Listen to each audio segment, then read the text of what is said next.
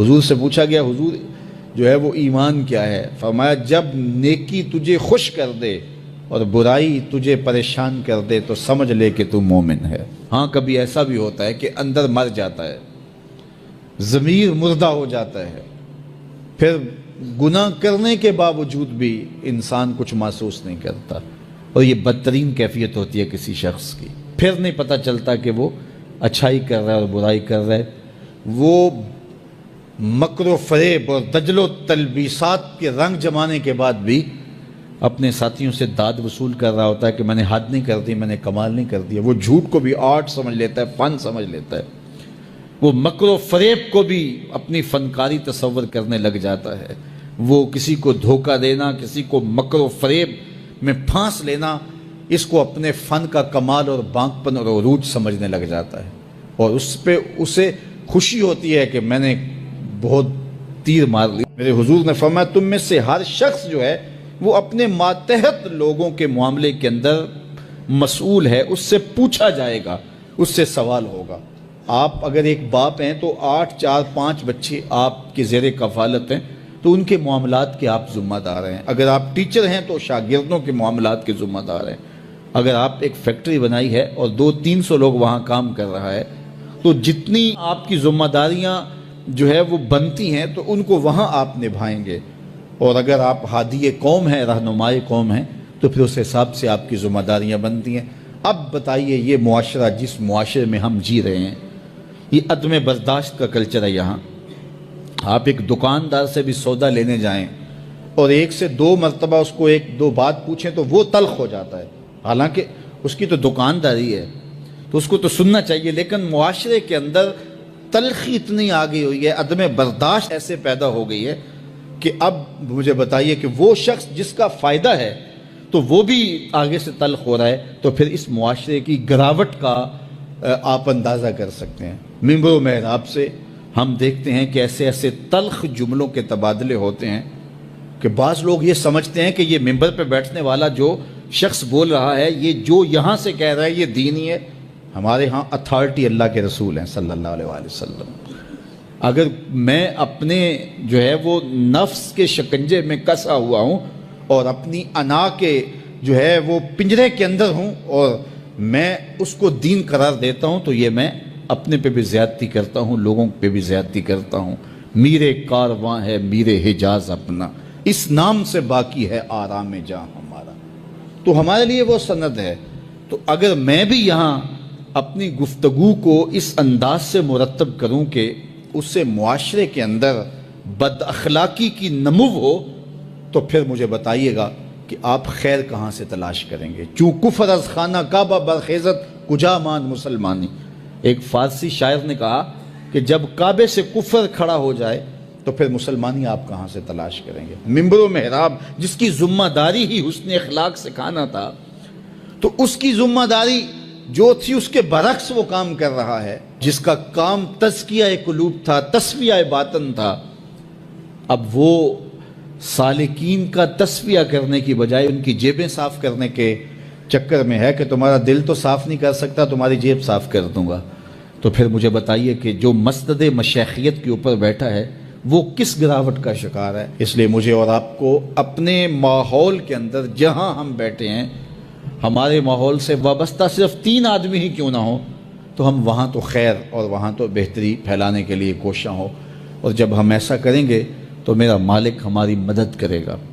تو یہ وہ نمایاں چیزیں ہیں ہمارے دین کی، حسن اخلاق اور حیا۔ تو ہمیں اچھائی کی طرف اپنے آپ کو راغب کرنے کے لیے اپنا محاسبہ ضرور کرنا چاہیے۔ ہر شخص کو اپنے خاندان، اپنے بچوں کی تربیت کا اہتمام کرنا چاہیے۔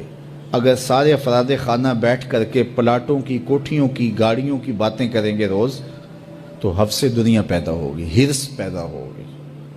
اور اگر روز بیٹھ کر کے آپ اطراف کی اور لوگوں کی برائیوں کا ذکر کریں گے تو نفرتوں کے بیج روحوں کے اندر لگ جائیں گے، جو کبھی تناور درخت بن کر کے زندگی کی ساری توانائیوں کو چھین لیں گے۔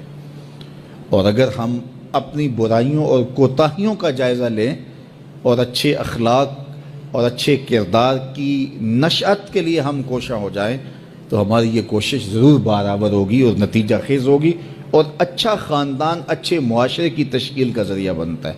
فرد سے خاندان بنتا ہے، خاندان سے پھر معاشرہ بنتا ہے، اور اچھے معاشرے پھر آگے کوئی کارہائے نمایاں سر انجام دے سکتے ہیں۔ تو دور موجود کے اندر جہاں ہم اپنے ہمسایوں سے، رشتہ داروں سے، اپنے ملنے والوں سے، معاشرے میں، چلتے ہوئے بازار میں، گزرگاہوں میں لوگوں کے ساتھ رویے، تلخ جملے اور جو ہمارا انداز تکلم ہوتا ہے، یہ ہمارا دین کیا کوئی بھی صائب معاشرہ اس کی اجازت نہیں دیتا۔ اس لیے ہم خوبصورتی کو اپنا شعار زندگی بنائیں اور اپنے رویوں میں جمال پیدا کریں، رویوں میں خوبصورتی پیدا کریں، تاکہ ہماری بولی روحوں کے اندر اترے اور من میں روشنیوں کا ساماں کرے۔ عدم برداشت کے کلچر کو ختم کر کے برداشت کے ماحول کو پیدا کریں، حیا باختگی کے ماحول کی بجائے حیا کی کوپلیں پھوٹیں، اور آنکھوں میں، رویوں میں، انداز تکلم میں اور انسان کے دیگر امور زندگی کے اندر حیا اور خوبصورتی کے لہجے پیدا ہوں۔ ہماری زبان جو ہے وہ ایسی خوبصورت باتوں سے مزین ہو کہ قیامت کے دن جب نامہ اعمال رکھا جائے تو حسن خلق کا وزن ہمارے گناہوں کو کم کر دے اور ہماری نیکیاں حسن خلق کی وجہ سے بلند اور بالا۔ دین اخلاقی قدروں کی سربلندی کا نام ہے، اور مادی ترقی اور مادی عروج یہ بالکل ثانوی حیثیت رکھتے ہیں۔ آسمانی کتب نے خیر کی حوصلہ افزائی کی ہے، شر کی حوصلہ شکنی کی ہے۔ نبیوں نے، مصلحین امت نے ہمیں بتایا ہے اچھی قوموں میں اخلاقی قدروں کی پذیرائی کی جاتی ہے اور برے اخلاق پر مذمت ہوتی ہے، یہ دنیا کے اوپر مروج ہے۔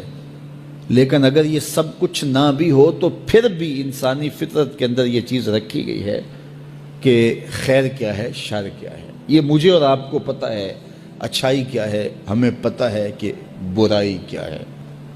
تو ہر شخص کے اندر مفتی بیٹھا ہوا ہے، وہ میز کے اوپر سے رشوت لینے لگے یا میز کے نیچے سے پیسے پکڑنے لگے، اندر گھنٹیاں بجنا شروع ہو جاتی ہیں، تم غلط کر رہے ہو۔ دیوار رکھتے ہوئے ہمسائے کی 2 انچ دبانے لگے تو ضمیر آوازیں دیتا ہے کہ تم غلط کر رہے ہو۔ یہ اندر مفتی ہے جو فتوے دیتا ہے۔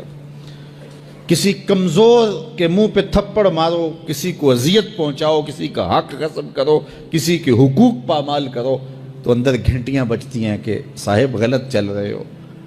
تو یہ اندر ضمیر انسان کو بتاتا ہے، یہ دل مفتی بیٹھا ہوا یہ بتائے گا اچھائی کیا ہے۔ مائے نیم کنوں آکھاں درد بچھوڑ دا حال نی، مائے نیم کنوں آکھاں درد بچھوڑ